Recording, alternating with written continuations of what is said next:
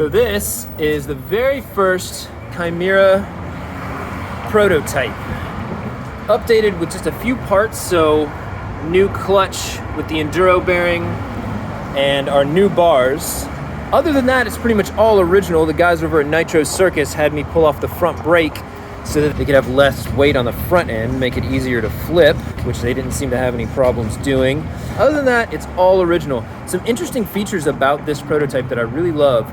One is the arms that go from the seat tube down to what are usually called the seat stays, but for us sort of turn into chain stays. I mean, it's a chain that goes across there.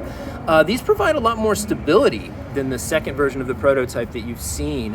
And Nick Nieminen really did some cool work putting these back into the production model frame. So these arms are coming back. They're just gonna be shaped a little differently to go over the chain to provide some extra protection when you're pedaling, but also just a lot more support on the bike. It's a more sturdy feeling frame with these. That's why I used it in Nitro Circus to have those guys jump it. Another really interesting feature is the motor. The second motor we ever used, actually. The first one was an Outrunner, but this second one has been on here for quite a while. This is from Astro motors. It is a lot like ours in terms of power, except instead of our motor, which is neodymium magnets, this is sintered samarium cobalt magnets. And that makes for a few differences. One, it has actually a slightly more power, but it's a half a pound lighter. Two, it's a little more temperamental and it does get hot a lot quicker, although the cobalt can take the heat.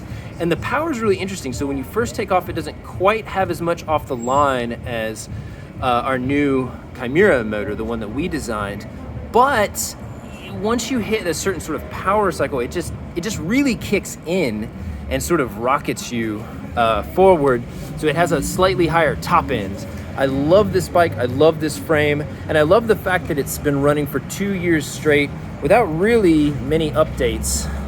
You can even see like the weird part that I drilled out to hold on the controller and sort of how banged up the controller is and the wiring sort of hanging off of it.